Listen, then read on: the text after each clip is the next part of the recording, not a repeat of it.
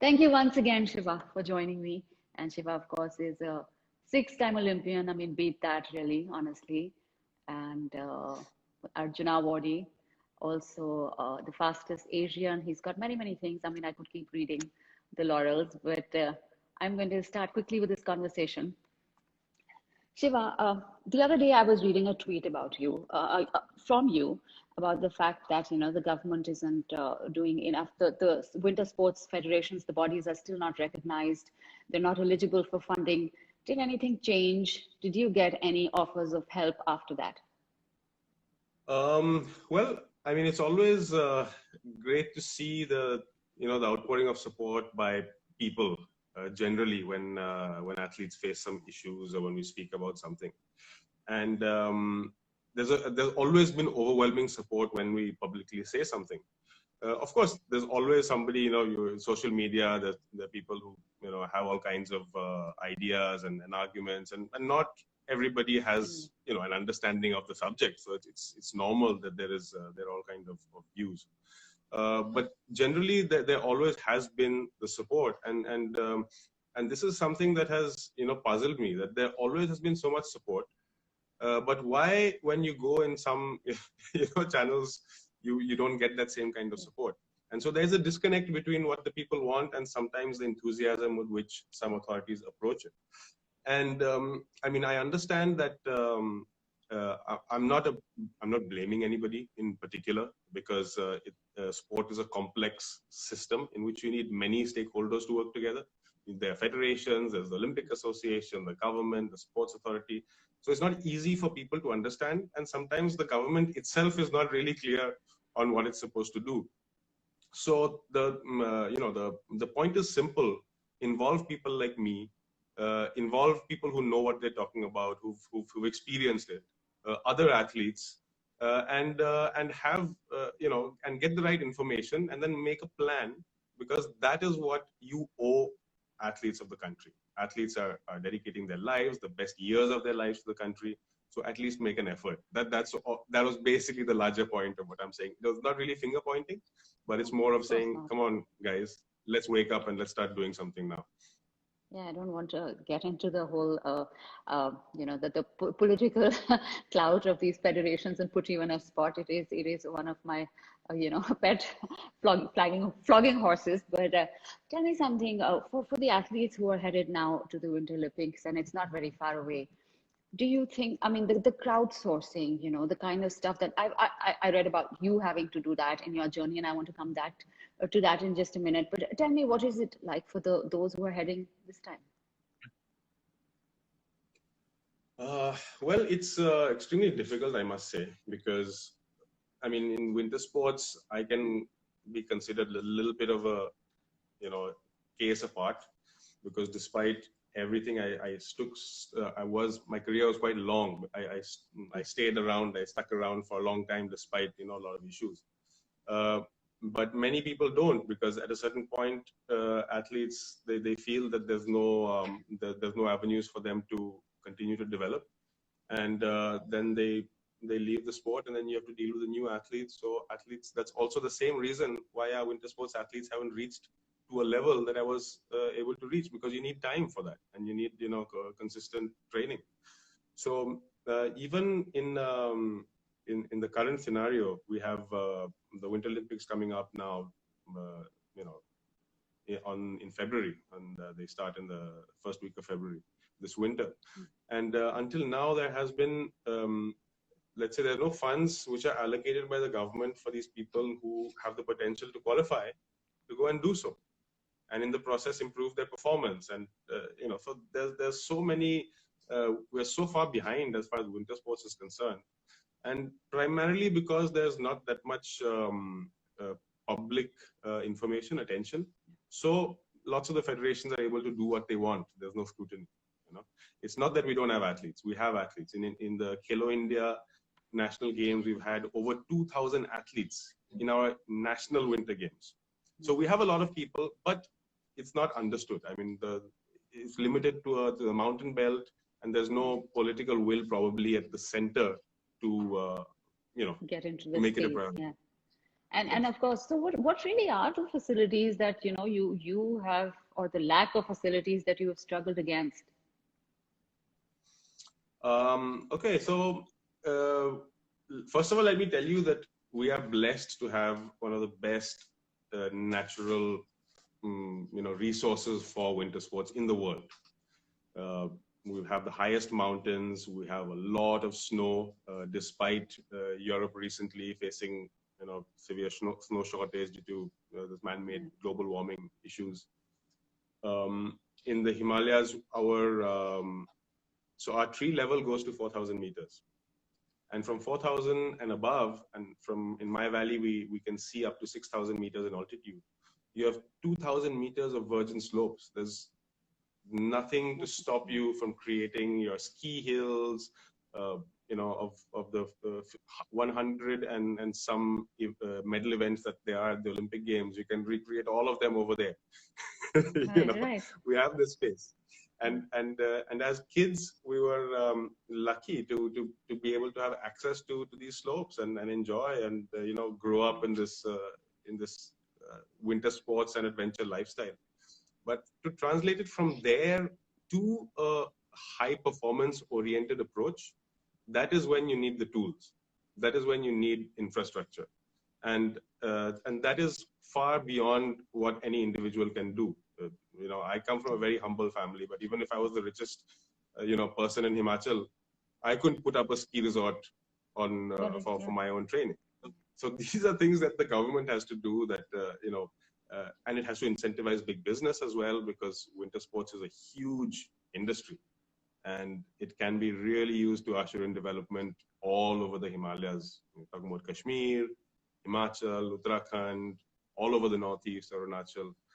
And this is what I would like to see as a winter sports athlete, to see winter sports being used for a greater good, so people get, better livelihoods, Yeah. better It's possibilities, and so on. absolutely, but it's a crying shame, isn't it?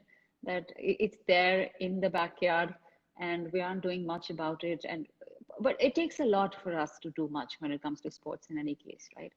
Shiva, do you feel bad sometimes? Like you saw the reception of the Olympians who came back. You've seen the reception even of the para athletes who've come back, right? Was there some sort of a little bit of something that said, I wish it was mine, I wish this happened with me as well? Well, I absolutely zero. I never thought of this. I never thought this at all. In fact, I kind of enjoyed, a little bit of, uh, you know, not so much fame. You feel free. You can walk around. Very few times people have randomly recognized me on the streets, so you don't feel like you're observed. So maybe that's a positive, and it goes well with what my Yeah. I am as a person. But this was not always the case for Paralympians and Summer Olympians either, until Recently, yeah. very very recently.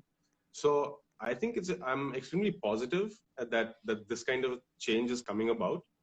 And if it's happening in summer, if it's happening in para, it will happen in winter. Just this has always been my Yeah. my thought process. That sometimes it doesn't really work out that way, uh, it's great to see our fellow Indians supporting our athletes in this manner, Yeah, it and is. I this think is what it takes. there was something different this time. When we went into, especially Paralympics. I thought there was something very different in the air this time, and we Well, I'll went tell you off. what it was. Tell me. It was that we had an athlete who was leading the Paralympic association, Deepa Malik. She's a former Yeah, medalist she is, herself. of course. And I think this makes all the difference. We had a spectacular show. We bettered, I think all our previous um, editions combined in this time. And even in Summer Olympics, we did better. We had a few medals, but this is not where we should be as a nation. We should not be getting one medal. We should be getting 50 medals, 60 medals. China's getting over 100, medals. Yeah. So it's a process. But It's a process. the Olympics has always been showing us the way, and they did this time as well. And I hope that we give differently abled people in India more respect, more rights, that is the most important lesson out of all of this. I don't feel that we take care of our specially abled people in the way that they have taken care of us at the Paralympics. So we should respect that, and hopefully we can get more facilities for them. No, it was wonderful. I think it was just amazing the way they performed. But on the other side, I think as fans, as politicians, I don't think we're used to success, which is why the way you've seen the felicitations happening, which you've seen the way Neeraj Chopra had to speak out and say, "Leave me out of the politics," that kind of stuff. What do you think when that happens, when a wrestler, who's won a silver medal has to say that I can't go for the world championships because, hello, I mean, I'm just going from one function to another? Mm-hmm. Yeah, well, again, this is about the sports culture that we have to continue to propagate in India. Many of our athletes already missed some important events because we're caught up in the in the celebration post sport, which is also fine because we are craving it as a nation, and now we have it, so let's enjoy it for some time. Okay, it's understandable. Yeah, it's understandable. But you're right. We should be more focused towards the goal. And sometimes I feel that we are celebrating after having we need to aim much higher. We are capable of much more. And the real question that yes, let's celebrate our athletes now because they've done an incredible job despite everything. Also, this is a testament, by the way, to the improving situation around sports. The funding from the government, associations are starting to do their work better. But let's be serious. Let's aim to dominate the medal table. Let's see how we can get 100 gold medals. And let's work towards that. And let's hold ourselves to a high standard. That's also what sport is about. It teaches us to constantly push. And the athletes will be the first to tell you that. I saw interviews of Neeraj saying that, I want to go and compete. Yeah. So athlete, let me be. Even though for many people, many, let's say, quote unquote, normal people, you'd say, wow, he's living the dream, right? He's in the attention. But no, athletes live the dream when they're on the field, when we are playing, when we are, with our competitors. That's what, life is for us. And so I completely understand. So this is the perfect point for me to take you back to your journey, Shiva. 16-year-old qualifying, youngest qualifier. What firstly prompted you to get into a sport like that, which is, not popular in the country at all? Yeah, it was not really premeditated. I think I was into all kinds of sports. And, we come from the same school. I think it's yes. Shout out to Sanar and all Koreans out there, Shivalikans. Shivalikans. So anyway, we had to do this. We did all kinds of. We had to. So we did all kinds of sport in school, and we were pushed. We were encouraged to practice all kinds of sport, and I think that helped a lot. I did gymnastics in school, which gives a good base to go for all kinds of sports later.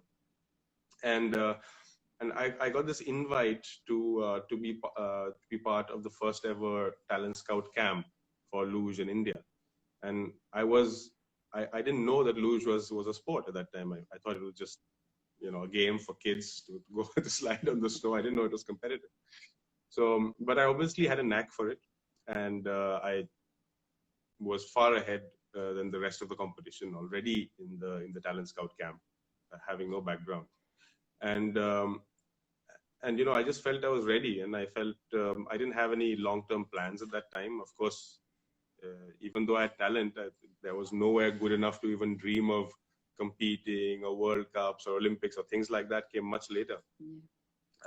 But it was an interesting discovery of my own potential also, because initially I just discovered, wow, I'm the number one. I've been selected on the national team, and then I went abroad and I had the opportunity to train and compete against people I used to see on TV, and I used to think that they were gods. Then I realized that wait a minute here. Hang on, we can. We're not so different, and so then I kept on shifting my focus, my target, and I always had, I could always dream bigger, and then it just continued in that manner. So it was definitely not pre-planned. I never looked at it as a career. It never really was a career. Right. But Yes. it was a great Oh. journey, and it was a great honor for sure. So when you went into, competing professionally, in a sense that, you were going for tournaments and going all over the world. I mean, you've spoken about your crowdfunding, and I've read about the fact that you had to even hitch a ride once to get to a race. So tell us a little bit about how, sometimes it was such a big juggle to actually reach it. It was tougher to reach than to participate. Well, in a way, it was like winning a gold medal just by reaching my first international event. Forget about Olympics, because my first international event, I competed completely with borrowed or donated equipment. My shoes were donated. My sled was borrowed. My suit was given to me as a present by other athletes. Each and everything, and also, I mean, we didn't have the resources to reach there, so friends and family had pitched in and got me to my first international event. So it was like a dream for me, and which is why I've always been very thankful for this opportunity, and I've always been lucky to have found at the last minute, always found somebody to help me open that door which seemed to be closed. The last minute, I remember once I was going for a World Cup at the airport in New Delhi, and I won't name the airline for, I don't want to negatively, impact their their image, but they said, you can't fly because the sled is too heavy. You're not allowed to travel. And I said, I'm going to represent our country. How can you say this? And they didn't allow me to travel. And in my desperation, I called the Prime Minister, and I got to go to 7 Racecourse Road the next day, and met the Prime Minister and former Prime Minister, of course. This was Mr. Vajpayee, Atal Bihari Vajpayee ji, and so I got to meet him, and they made sure I could fly the next day. So, these incredible anecdotes, which you would never imagine, without sport, that I could experience all these kind of things. So yeah, there have been a lot of really interesting stories, let's say, which, by the way, they will be all coming out in the movie. I was going to ask you. Just starting to do. Yes. Has the shooting started? The shooting hasn't started. The writing has started. This is so I'm doing this with Kunal Kapoor. He's a really wonderful person. I have I met him a few times in Bombay, and has a wonderful family, wife, and he helped me out already during my career while I was fundraising to reach the Olympics, because he's also a social entrepreneur. He runs a crowdfunding platform called Keto. So we started talking back then, and now he's launched his production house, and this is the first project that they're doing. So I'm very honored to be the person they decided to take on as the first movie project, and I wish both of us well, let's say. No, I'm sure it's going to be. I think he's going to do justice to it. Is it? It's seen as the ultimate validation, though, Shiva, to be, to have a biopic made on you. Well, I mean, just now I've never really looked at movies. For me, it was not really my thing. Yeah. But I think it's a great way to document what I've done, even though it's a movie. It's in some way there's a record, and other people can see it, and hopefully they can learn something from the story. But just for myself, to have something which is written down there, it's a great honor. It wasn't ever like a final arrival point for me. I'd like to get back to maybe coaching and getting some juniors to win medals and those kind of things. But the movie is great. The movie is great, and I really hope that we can do a good job. I would be in the theaters. I think No, I'm sure by that time, hopefully, it'll be in the movie, in the theaters as well. By the time it comes out, things would have calmed down. But what you just I said, hope that so. it was not something that you were looking at in that sense, and that's what you also spoke about your Arjuna Award, Shiva, saying that it was never, it is, you said, the only recognition for all the work and all the awards and all the laurels and the medals, but it was not something you looked at in that sense either. Yeah, I mean, awards is a strange thing.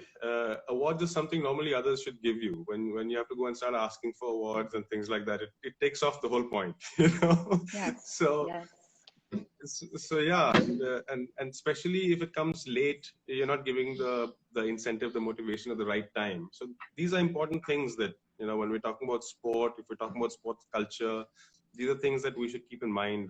And I hope that these tools are used to for their true purpose, and not just as a last minute band-aid that okay, we've ticked this box. And by the way, I've not got crores in cash awards from the government, so let's it's yes. another story So altogether. how tough is it then, to be in a sport that is not really recognized, to have spent all your, youthful years and more in it, and then, come back and then think of sustaining a livelihood? It's not easy. It's not easy, and uh, nobody. I mean, when an athlete is starting off on their journey, especially in India, where our support system is limited in general, one has to think of all these things. It's important that's why athletes to continue their education, so that at a certain point you're not stranded without opportunities to for your career and things that are important for the long term.